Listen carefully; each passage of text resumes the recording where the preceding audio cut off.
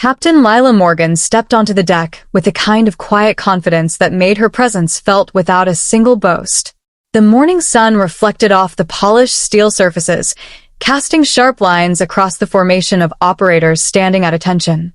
Her Navy SEAL team, the 309th, had completed months of joint training exercises with an allied unit, and the tension from yesterday's chaotic drills still lingered in the air. Admiral Victor Harlan, a tall man with an ever-present scowl, approached with measured, intimidating strides, his eyes scanning the deck as if he could find weakness by sheer force of will. "Captain Morgan," he barked, voice echoing across the deck. "We need to discuss your actions yesterday. There are serious accusations. Misconduct, abuse of authority, excessive force." The words were deliberate, heavy, meant to unsettle her. Lila didn't flinch. Instead, she met his gaze calmly, letting a small, composed smile touch her lips. "Admiral Harlan," she replied evenly, "I understand the concern, but my actions were necessary.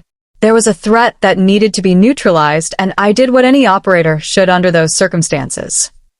Murmurs ran through the ranks behind her, but the formation stayed silent, a tacit acknowledgement of their loyalty. Harlan's expression hardened, and he leaned closer, lowering his voice so only she could hear. "Do not think your reputation or those men will protect you if this goes badly. You will answer for every move you made." Lila's grip tightened briefly on her hands, but remained composed. "Understood, sir. I stand by my decisions." The tension crackled like a storm about to break, and even the wind seemed to pause, as if waiting for the next move. The scene escalated when two security officers stepped forward, their faces hard with the authority of the command they represented. "Captain Morgan, you are to come with us immediately," one said, his voice firm but nervous. Lila glanced at them, then at the silent SEALs behind her, reading the subtle flickers of concern and trust. With precise movements honed over years of training, she disarmed the first officer, twisting his wrist just enough to gain control without harm, then sidestepped to neutralize the second, keeping both under her guidance. "I said no harm," she warned calmly, eyes sharp as steel. "You do this my way or not at all." The officers froze, surprised not just by her skill, but by the calm, measured tone she maintained. A sharp whistle cut through the air as the 309th SEALs shifted slightly, their presence a quiet but powerful support. Admiral Harlan's jaw tightened. The display was not just competence, it was authority, discipline, and control under pressure. He had trained men like her for decades, and yet he had never seen someone turn a confrontation like this into an assertion of principle rather than fear. Somewhere in the background, muted voices from the helmet cams began to hum, their recordings capturing the scene in perfect clarity. The SEALs trusted these devices far more than official command channels, and already, the unedited footage began circulating through secure channels, imperceptibly shifting the balance of power. Lila held the position for several moments longer before stepping back, letting the officers regain composure, the silent message clear. She was not a woman to be bullied or blamed without consequence. After the confrontation, Lila was escorted to a stark holding room, bare except for a metal table and a single chair bolted to the floor. The walls, painted a cold gray, reflected the weight of isolation, yet Lila sat with her back straight, hands clasped loosely in front of her. She thought back to the day she had joined the SEALs, a young, untested recruit with more determination than experience, and how every grueling exercise, every sleepless night, had shaped her into someone who acted based on judgment, not ego. Her reflection was interrupted by Rear Admiral Daniel Corwin, an older man with eyes that seemed to see both the flaws and the potential in people. He entered quietly, sitting opposite her. "Captain Morgan," he began, voice low but firm. "I've reviewed preliminary reports, and there is something unusual. Footage from multiple helmets, unedited and time-stamped, all corroborating your account. Every movement, every decision you made, aligns with professional standards and the prevention of injury." Lila nodded, feeling a subtle relief, though she remained cautious. "I only did what was necessary, sir. Nothing more," nothing less. Corwin leaned back, clasping his hands. You've exposed a discrepancy between the official narrative and reality. Harlan's account is incomplete and misleading, intentionally or not. This changes everything. But be aware, battles like this are as much about patience and reputation as skill.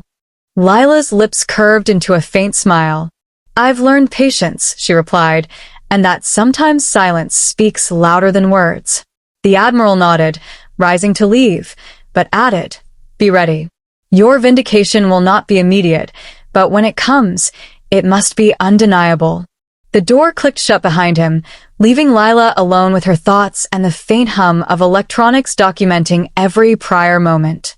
In that quiet, she allowed herself a small exhale. The first steps toward justice were already in motion. Word spread quickly among the ranks, and soon, Admiral Harlan was summoned to a high-level conference with multiple senior officers. The atmosphere in the room was tense, the kind of tension that comes from realizing that authority can be questioned and evidence cannot be ignored. Harlan shuffled papers, trying to maintain control, while a projector displayed the helmet cam footage, scene by scene, in unbroken sequence. This is impossible, he muttered under his breath, but his voice carried too far. Every movement, every restraint by Captain Morgan was professional, precise, and measured. There was no abuse, no excessive force, only skillful intervention that prevented potential injury. Officers whispered among themselves, exchanging glances, as Harlan's credibility visibly eroded with every passing second. One of the younger commanders leaned forward, asking pointedly, Sir, how do you explain the discrepancy between your report and this evidence? Harlan's face reddened, and he stammered, I must have misunderstood the situation. There were multiple reports conflicting. But even as he spoke, the video continued to loop, time-stamped and identical across multiple devices, leaving no room for manipulation. By the time the session ended, the room's consensus was clear. Captain Morgan had acted correctly, and the narrative that had painted her as the aggressor was unraveling. Harlan exited the room, his authority shaken, while whispers of accountability began to circulate, a subtle but profound shift in the culture he had once dominated. The formal hearing came days later, held in a more ceremonial setting, though tension still hung heavy in the air. Lila entered, standing tall as the panel of senior officers, including Rear Admiral Corwin, observed her every move. Captain Morgan, one officer began, The accusations against you are serious. We expect a full account of your actions. Lila's response was calm, deliberate, and unwavering. I restrain only to prevent harm. Yesterday, I acted to protect my team and the operation. I would do the same again, though I would communicate faster if possible. Beyond that, I see no error in my actions. Questions came rapidly, probing motives, chain of command decisions, and alleged lapses in protocol.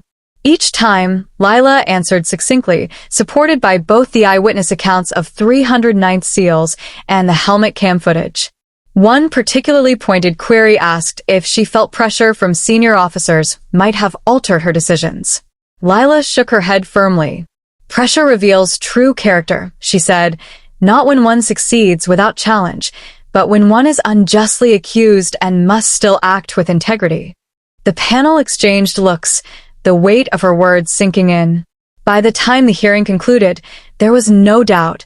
She was cleared of all accusations. The ripple effects were immediate. Admiral Harlan was relieved of command pending further review, a symbolic acknowledgement that authority must be earned, not assumed, and that evidence, truth, and competence outweigh intimidation. Once the hearing ended, Captain Lila Morgan returned to her quarters, but the sense of accomplishment was tempered by a quiet awareness that the battle was far from over. The SEALs' culture had shifted beneath her feet, subtly but irrevocably. In the gym and on the training fields, operators now paused to discuss tactics and voice concerns, where before unquestioned obedience had reigned. Senior Chief Cole, Red Whitman, a figure of enduring respect, approached her with a small grin. Captain, he said, his voice warm but serious, I've watched this unit for 20 years. Never have I seen someone command loyalty without a single raised fist or word of fear. You've changed something fundamental. Lila shrugged modestly. I did what had to be done, Chief. The rest, well, they'll find their own way. Red shook his head, eyes glinting. They already have. You taught them that doing the right thing under fire isn't just about strength, it's about clarity and restraint. That's leadership. As she left the room, she noticed a group of younger operators reviewing the helmet cam footage in awe. Their whispers weren't about fear of authority. They were about understanding how to act decisively, responsibly, and ethically. For the first time, Lila realized that her role wasn't to command through intimidation or force, but to shape a culture where excellence was recognized and misuse of power was challenged. It was a subtle revolution, one that required no speeches, only consistency, competence, and example. And somewhere deep inside, she felt a rare sense of fulfillment. The seeds she had sown were already taking root. Admiral Victor Harlan, meanwhile, faced a storm of scrutiny. Summoned to a conference with senior officials, he found himself flanked by officers who no longer deferred to him unquestioningly. Your report, one senior officer began sharply, contradicted evidence available to multiple teams, yet you attempted to frame Captain Morgan as the aggressor. How do you explain this lapse in judgment?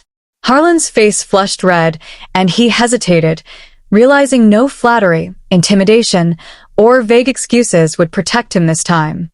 I believe my version to be accurate, he muttered, but the room's silence pressed on him like a vice. Multiple playback monitors showed helmet cam footage, synchronized and verified, every timestamp confirming Morgan's professional restraint. Belief isn't sufficient, Admiral, another officer said pointedly. When evidence contradicts your claims, accountability follows. Harlan swallowed hard, his authority unraveling in real time. What had once been a room where his word was law now held him to scrutiny, and the SEAL's quiet loyalty to truth outweighed decades of command prestige. By the session's end, it was clear. Harlan's career would be sidelined, and the cultural cracks in leadership he had ignored for so long were now exposed. Captain Morgan returned to active duty, not with celebration, but with a renewed sense of purpose. She was assigned to oversee training evaluations, a role understated in prestige, but monumental in impact. Her office, modestly furnished, became a hub for candid discussions, where operators could critique protocols, raise concerns, or propose improvements without fear of dismissal. She met with Lieutenant Marcus Vale, a bright but impatient trainee who expressed frustration with outdated drills. Captain, he said, exasperated, these exercises feel repetitive. We're not being challenged strategically. Lila studied him carefully, then leaned back. Are we repeating the same errors? She asked quietly. Marcus hesitated. Sometimes, yes. Lila nodded. Then the repetition isn't wasted. It's the baseline for refinement. Pressure isn't just physical. It's about thinking under fire, under judgment, under scrutiny. That's where skill becomes character. The lesson resonated not just with Marcus, but with the other operators present. Morgan's style was subtle, understated, but unmistakably effective. She didn't command fear or obedience. She inspired understanding and responsibility. Slowly, the SEAL culture shifted further, embracing accountability as a principle rather than an afterthought.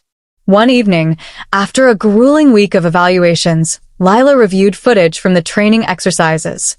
She noticed minor miscommunications among some teams and noted them meticulously, not for punishment, but for coaching. Red Whitman appeared at the doorway, leaning casually. You're strict, Captain, he said, a small smile tugging at the corners of his mouth. But fair. These guys respond to that more than shouting orders. Lila chuckled lightly. I just want them to survive when it really matters. That's the only reward worth having. Red nodded solemnly, looking at the monitors. You've done more than survive yourself. You've given them a model to follow. That counts for more than medals or accolades. Lila's eyes softened, realizing he was right. Influence wasn't measured by rank or titles, but by the way people chose to follow principles voluntarily. In quiet moments like this, She felt the weight of responsibility and the satisfaction of having wielded it with care rather than coercion. Months passed, and the ripple effects of the Harlan incident continued to shape the SEALs culture. Training manuals were updated, reporting channels streamlined, and operators were encouraged to speak up when witnessing misconduct or inefficiency. One day, during a session on restraint and decision-making, a young operator, Ensign Harper, asked nervously, "Captain Morgan, what happens if someone doesn't follow protocol during a critical mission?" Lila looked around the room, noting the attentive faces. "We correct mistakes quickly," she said calmly. "We don't let fear dictate choices. We act to protect life, ourselves, and our team. Pressure reveals who you are, not in mistakes, but in how you respond when challenged unjustly." The operators absorbed this quietly, understanding that their actions now carried responsibility as much as authority. Morgan's example had shown them that integrity and courage weren't just traits, they were operational necessities. Behind the scenes, Rear Admiral Corwin continued to monitor the fallout from the Harlan incident. In a secure office, he reviewed reports from various units, noting how the helmet cam footage had begun to influence leadership accountability across multiple operations. "It's remarkable," he said to an aide, "how one operator's composure and professionalism exposed flaws in a system that had been unquestioned for decades." Captain Morgan didn't just survive a false accusation. She forced a structural shift in command accountability. The aide nodded, impressed. "It's rare to see someone wield influence without exploiting power." Corwin smiled faintly. "True leadership rarely announces itself loudly. It's visible in the decisions others choose to emulate, not the ones they fear." One afternoon, as Lila walked across the training grounds, she overheard a discussion among several junior operators. They were debating the proper response to a simulated threat scenario, citing lessons learned from her guidance. "We need to communicate faster," one said. "But maintain restraint, like Captain Morgan demonstrated," another replied. Lila paused, observing quietly, a faint sense of pride swelling. The lesson she had tried to instill, that discipline and clarity mattered more than brute force, was taking root organically. Her leadership was no longer just personal, it had become systemic. Operators were learning to challenge assumptions, think critically, and act responsibly, and in doing so, they were internalizing the culture she had quietly fought to reshape. Meanwhile, Admiral Harlan faced official censure. Administrative reviews revealed that his attempt to frame Morgan was not only inappropriate but indicative of a leadership style out of step with modern operational standards. Some of his allies tried to defend him, claiming he acted with good intent, but the evidence was undeniable. Multiple testimonies and the synchronized footage left no room for argument. Harlan's removal became symbolic, signaling that no officer, regardless of rank, could manipulate the truth to protect personal prestige. Across the Navy, whispers circulated about the importance of integrity and transparency, sparked by the quiet heroism of one operator who had refused to bend under pressure. Captain Morgan, aware of Harlan's fall from grace, did not celebrate. She understood that leadership was about impact, not personal vindication. Sitting at her desk, reviewing procedural revisions, she noticed small improvements, clearer communication protocols, more rigorous accountability checks, and a noticeable increase in trust among operators. Lieutenant Vale approached again, curiosity bright in his eyes. "Captain, do you think all this will stick?" "Culture changes are slow." Lila looked at him thoughtfully. "Culture changes when people realize the cost of silence and the value of truth. That takes time, but the foundation is laid. Leadership isn't about the person at the top. It's about the principles everyone chooses to follow." Red Whitman approached one evening, leaning against the doorway with his signature grin. "You've made waves, Captain," he said. "The guys respect you, but it's more than that. They follow you without fear, without doubt, and that's new." Lila shook her head modestly. "I just acted the way I thought any SEAL should. They chose to follow because it made sense, not because I demanded it." Red nodded, understanding perfectly. "Exactly. That's why your influence is so deep. It's voluntary. And voluntary loyalty lasts longer than fear-based obedience." Lila reflected silently, realizing the truth in his words. The real victory wasn't clearing her name, but shaping a unit that now valued integrity, clarity, and responsibility above hierarchy or intimidation.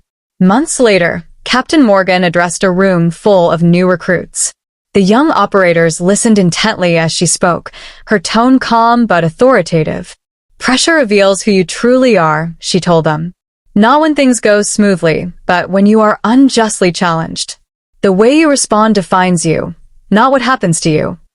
Hands rose, questions followed, and she answered each with precision and patience. One recruit asked, "Captain, what if those above us try to mislead or intimidate?" Lila smiled faintly. "Then you act with integrity, follow training, and trust verified evidence. Truth has a way of surfacing, sometimes quietly, sometimes loudly, but it always surfaces." By the end of the session, it was clear that her lessons weren't just tactical, they were ethical, instilling confidence and judgment as much as skill. Even in small moments, Lila's influence shaped the unit. During a live exercise, an operator hesitated when faced with an unexpected scenario. Lila approached quietly, offering guidance without criticism. "Evaluate, act decisively, and respect your team," she said softly. The operator adjusted, responding with efficiency and precision. Observers noted the difference immediately.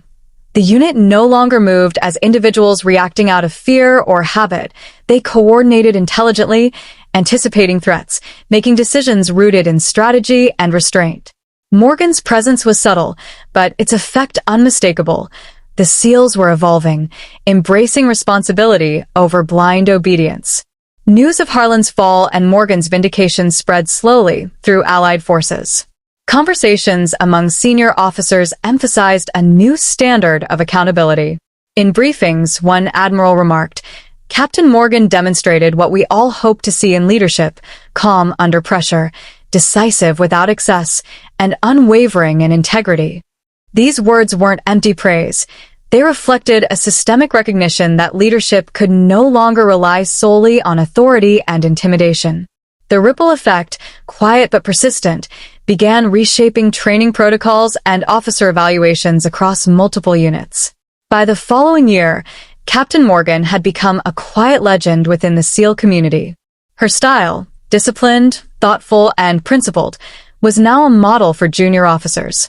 She rarely sought recognition, preferring results to applause, but her influence was unmistakable. The 309th SEALs, once bound by fear of command, now operated on mutual respect, clear communication, and personal accountability. Even in moments of extreme pressure, operators acted with confidence, knowing that principles guided their actions. Morgan's story was told not as a tale of confrontation, but as a lesson in resilience, integrity, and the transformative power of calm decisiveness. In the final scene, Lila stood before a new generation of operators on the training deck, sunlight reflecting off the steel like it had that fateful morning. Her eyes swept the group, calm yet commanding. "Remember," she said, voice steady, "true character is revealed not when you succeed without challenge, but when you are unjustly accused, pressured, or doubted. How you respond defines you far more than the circumstances ever could." The recruits listened silently, understanding the weight of her words. She was the wrong woman they had tried to scapegoat, the one who dismantled false narratives with patience, skill, and unwavering truth. And as she walked away from the deck, the operators moved with a newfound confidence, ready to face the future with integrity, clarity, and courage, values forged not in fear, but in principled leadership. Weeks after the training session with the new recruits, Captain Lila Morgan found herself summoned to a classified strategy meeting with Rear Admiral Daniel Corwin and several senior commanders from Allied forces. The room was tense, lit only by the glow of digital maps and briefing screens, showing potential global operations and risk zones. "Captain Morgan," Corwin began, "we've been observing not only your operational decisions, but also the cultural changes within the 309th. It's remarkable. Commanders are requesting you for advisory roles, not as a token, but because your approach reduces risk, improves communication, and instills discipline in ways we've rarely seen. Lila frowned slightly, uncomfortable with praise. I don't need recognition, Admiral, she said. I need teams that act responsibly, no matter who's watching. One commander leaned forward, skeptical. But your influence extends beyond this unit. How do you propose implementing these principles across other teams without direct control? Lila paused, considering. You start by training leaders, not operators.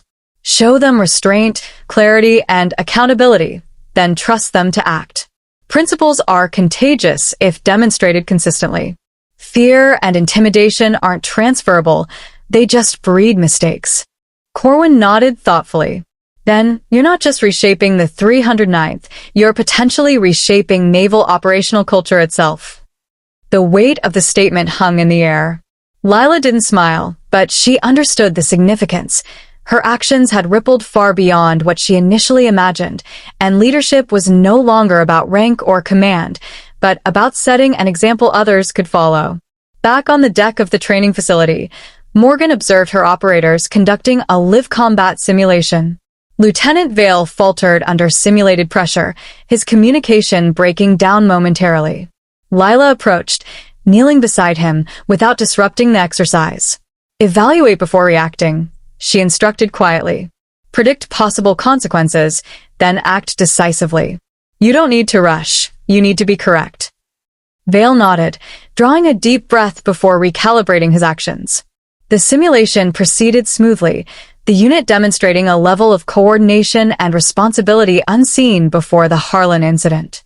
Afterward, Red Whitman approached Lila with a rare grin. You've done more than train them, Captain. They think differently now. They anticipate. They communicate. They hold each other accountable. That's rare in this unit. Lila looked at the young operators, sweat and determination on their faces, and allowed herself a small, satisfied nod. Then the work is paying off, she said softly. The subtle, almost invisible leadership she practiced daily had transformed the culture, one operator at a time, proving that impact was far more enduring than accolades. In a rare moment of downtime, Morgan sat with Rear Admiral Corwin in his office, reviewing lessons learned from the past year. Corwin leaned back, steepling his fingers. Captain, your handling of the Harlan incident changed more than one command. It's become a case study in integrity, composure, and leadership. Junior officers are referencing it in real-time training. Lila shook her head. It wasn't about me. I simply acted correctly under pressure. The rest followed because they understood the difference between discipline and abuse, between calm and intimidation. Corwin smiled faintly. That's precisely why it worked. Leadership that commands respect rather than fear leaves a lasting mark. You've inspired a ripple effect in ways even I hadn't predicted. Lila's expression softened, but a shadow of caution remained. Inspiration is fragile. It can be undermined by a single bad choice, a single lapse in judgment. That's why the focus must always remain on principles, not personalities. Corwin nodded, understanding that her philosophy was as much about longevity as it was about immediate results. As the months continued, the 309th SEALs operated with a level of cohesion, discipline, and accountability previously unseen. Operators voluntarily shared knowledge, highlighted errors before they escalated, and acted decisively under scrutiny. Even more remarkably, helmet cam footage from exercises and real missions was now routinely used to verify actions, build trust, and refine protocol, rather than serve as a tool for blame. Lieutenant Vale approached Lila one evening, thoughtful. Captain, I've seen how everyone has changed. It's like there's a new standard now. How did you do it? Morgan studied him quietly, then replied, by acting correctly when it mattered most, even when everyone expected me to fail. When truth prevails and people see it, culture follows. Leadership isn't about making noise, it's about consistency, fairness, and clarity under pressure. Vale nodded, a faint smile forming. Then we'll try to be like that too. Morgan's gaze softened, recognizing that the lessons she imparted were not just tactical, but ethical, and the operators were internalizing them on their own. In the final scene, Captain Lila Morgan stood on the same deck where she had faced accusations months earlier. The wind tugged at her uniform, and the sun glinted off the steel, reflecting not just her figure, but the evolution of the unit behind her. Around her, the 309th SEALs moved with precision, confidence, and mutual trust. She addressed them, calm yet commanding. Remember this: true character is revealed not when you succeed without challenge, but when you are unjustly accused or pressured. Your decisions, your integrity, and your discipline define you. Principles matter more than rank, respect earned more than demanded, and courage is measured not by force, but by responsibility. The recruits and operators absorbed her words silently, understanding that she had transformed what it meant to lead. Morgan's legacy was not one of medals, authority, or public praise, but of culture, trust, and integrity. She had been the wrong woman they tried to scapegoat, and in doing so, she had reshaped an entire unit, proving that truth, patience, and skill under pressure could change everything. As she turned and walked toward the command building, the 309th followed not out of fear, but with quiet, unwavering respect, a testament to the lasting power of principled leadership.